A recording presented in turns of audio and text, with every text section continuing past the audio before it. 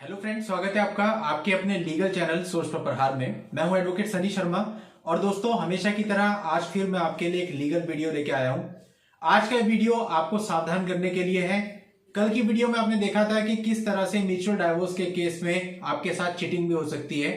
आज भी दोस्तों हम कुछ ऐसा ही जानेंगे।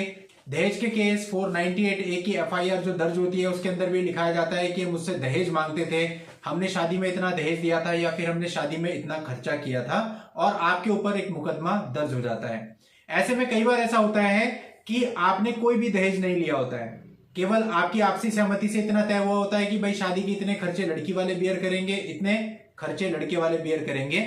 लेकिन जब मुकदमेबाजी होती है तो सारे के सारा इल्जाम आपके ऊपर लगा दिया जाता है। तो दोस्तों आज की इस वीडियो में मैं आपको कुछ सावधानियां बताने वाला हूं जिनसे आप इन चीजों से बच सकते हैं, अपने को सुरक्षित कर सकते हैं और कल को यदि कोई आपके ऊपर झूठा मुकदमा दर्ज करता भी है तो वो उसको साबित नहीं कर पाएगा, चीजें सारी आपके फेवर में रहेंगी।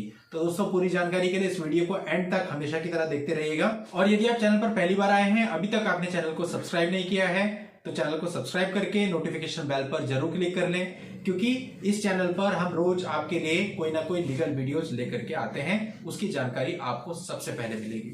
तो चलिए दोस्तों अब इन पूरी बातों को समझ लेते हैं कि मैं आपसे क्या कहना चाहता हूं, आपको क्या समझाना चाहता हूं। दोस्तों आज जो भी बात मैं आपको कह रहा हूं ये पिछले कुछ समय से हमारे पास आए जो केसेज हैं उनके आधार पर बता रहा हूं, उनके एक्सपीरियंस के बेस पर आपको बता रहा हूं कि उन केसेज में ऐसा हुआ है, आपके साथ भी ऐसा हो सकता है, इसलिए सावधानी बरतनी है। दोस्तों पहली चीज, जब भी हम कोई रिश्ता करते हैं तो हम कभी नहीं सोचते कि इसके बाद ऐसा होगा। आप अपने बेटे या बेटी का रिश्ता करते हैं तो आप कभी नहीं सोचते कि चीजें मुकदमेबाजी तक पहुंचेंगी और इतनी वर्स्ट हो जाएंगी कि मुकदमों की लाइन लग जाएगी और बहुत बड़ा समय उसमें निकल जाएगा। कोई भी ऐसा नहीं सोचता। तो जब आप ऐसा नहीं सोचते हैं तो क्या होता है कि आप बिल्कुल कंफर्टेबल जोन में होते हैं। लड़के वाले लड़की वाले दोनों अपने अपने हिसाब से काम करते हैं और एक दूसरे को सपोर्ट भी करते हैं। लाइक लड़की वालों की कोई प्रॉब्लम होती है तो लड़के वाले हेल्प कर देते हैं और लड़के वालों की कोई प्रॉब्लम होती है तो लड़की वाले हेल्प कर देते हैं। कोई फर्क नहीं पड़ता, उस समय पे सब कुछ बहुत अच्छा चल रहा होता है, शादी का बहुत अच्छा माहौल होता है तो सभी लोग एक दूसरे को सपोर्ट करते हुए शादी कर लेते हैं। लेकिन जब शादी हो जाती है उसके बाद जो भी चीजें होती हैं वो आपके अगेंस्ट जाती हैं। कैसे? अभी देखिए अधिकतर केसेज में ये होता है, मेरे सामने जो भी लोग आते हैं वो कहते हैं कि सर हमने तो 1 रुपए भी दहेज नहीं लिया था, आज ये इल्जाम लगा दिए गए। देखो दोस्तों, एक तो ये हुआ बेसलेस इल्जाम लगाने, और दूसरा यदि सामने वाली पार्टी के पास ऐसा कुछ प्रूफ हो जाए कि आपने दहेज लिया है तो ऐसे में तो आपकी बैंड बजनी निश्चित है। तो इसलिए आपको ध्यान रखना है इन बातों का जो मैं बता रहा हूं। देखिए दोस्तों, जब आप शादी को तय करते हैं तो उसमें कभी भी कोई भी अकाउंट ट्रांजैक्शन लड़की पक्ष से अपने खातों में मत कराइएगा।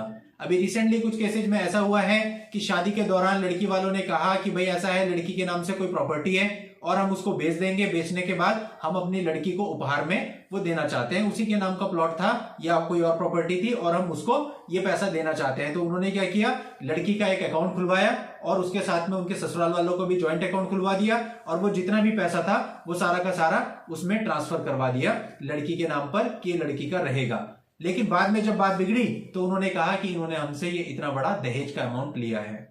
ऐसी दोस्तों और भी स्थितियां होती हैं। कई केसेस में ऐसा होता है कि उस समय पे कोई ऐसा पैसा होता है जो लड़के वालों से वो लोग ले लेते हैं। लाइक लड़की वालों के पास फंड की कमी पड़ रही है या बैंक बंद है, नहीं निकल पा रहा है, लड़के वालों ने हेल्प कर दी कि भाई चलिए आप हमसे लेके अपना काम चला लीजिए, शादी के बाद आप ट्रांसफर कर देना। और उन्होंने शादी के बाद वो 10-20 लाख रुपए जो भी आपसे उधार लिया है उसको ट्रांसफर कर दिया आपके अकाउंट में। लेकिन जब बात बिगड़ी तो उन्होंने दिखाया, ये देखिए साहब, इन्होंने तो ये 20 लाख रुपए 10 लाख रुपए डाउरी के लिए थे। अब ऐसे में आप इसको कैसे साबित करेंगे कि आपने दहेज नहीं लिया? तो यह आपके लिए बहुत बड़ी प्रॉब्लम हो जाएगी, क्योंकि आपकी स्टेटमेंट में यह आ रहा है कि आपने लड़की के पिताजी से, माताजी से या लड़की से इतने रुपए लिए हैं।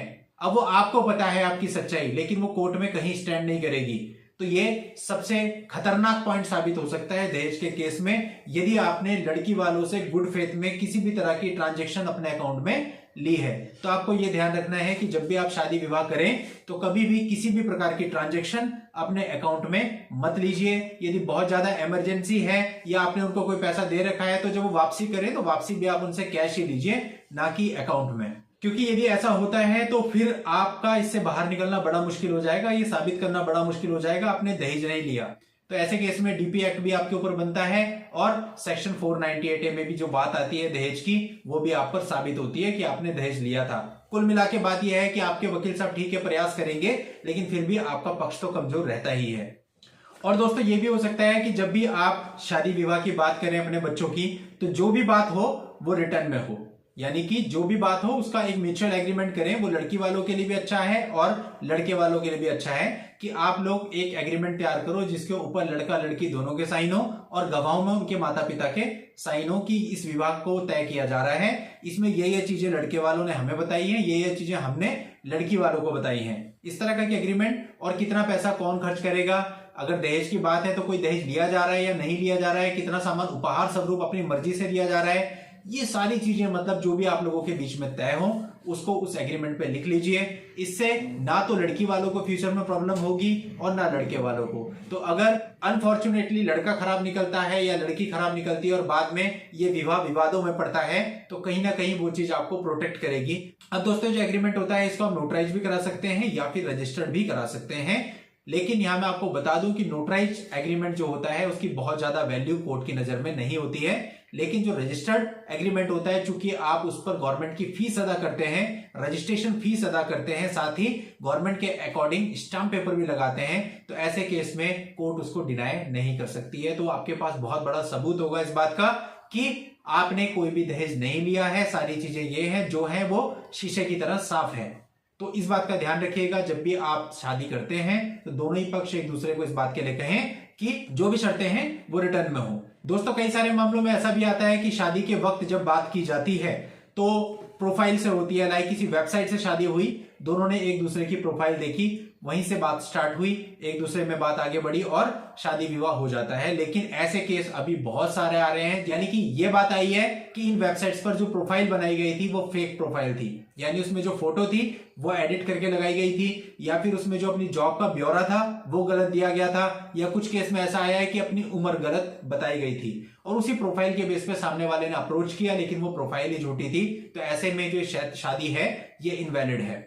लेकिन दोस्तों इसे साबित नहीं किया जा सकता, तो इसके लिए जरूरी है कि यदि आप इन साइट्स के माध्यम से शादी विवाह रिश्ते कर रहे हैं तो सबसे पहले जो भी उसकी प्रोफाइल है उसकी स्क्रीनशॉट लीजिए और उसकी स्क्रीनशॉट जो होगी उसको भी उस एग्रीमेंट के साथ अटैच कीजिए जो आप दोनों बीच में कर रहे हैं। उसमें उससे लिखवाइए कि आपने जो है ये प्रोफाइल अपनी ली हुई है, उससे एक्सेप्ट करवाइए उस चीज को और एग्रीमेंट में उसकी कॉपी भी लगाइए कि ये प्रोफाइल थी, ताकि यदि भविष्य में आपको कुछ ऐसा पता चलता है कि उस प्रोफाइल में कुछ झूठ है तो चीटिंग का केस भी बने, तो जो आपकी मैरिज है वो भी चीटिंग के बेस पर वॉइडेबल घोषित करवाई जा सके। दोस्तों कुछ बातें हैं जो कि मैं आपको भी हाल ही के अनुभव के आधार पर, हाल ही के कुछ केसेस के आधार पर बताई हैं, और इन सारी बातों को यदि आप ध्यान में रखते हैं तो दहेज वाले मामले जो कि झूठे दर्ज किए जाते हैं वो आपके ऊपर दर्ज कराना इतना आसान नहीं होगा, और कोई यदि झूठा मुकदमा दर्ज करा भी देता है तो बड़ी आसानी से आप साबित कर देंगे कि आपने ऐसा कोई भी एक्ट नहीं किया है। दोस्तों अगर आप अपनी किसी भी पर्सनल प्रॉब्लम के लिए मुझसे बात करना चाहें तो इस वीडियो के नीचे डिस्क्रिप्शन में मेरा व्हाट्सएप नंबर दिया हुआ है, उस व्हाट्सएप नंबर पर व्हाट्सएप मैसेज करके अपनी अपॉइंटमेंट बुक करके आप मुझसे बात भी कर सकते हैं और मुझसे मिल भी सकते हैं। नेक्स्ट वीडियो में ऐसी ही नई लीगल जानकारी या लीगल जजमेंट के साथ मैं आपसे फिर मिलता हूं। तब तक के लिए good bye and thank you for watching. Take care.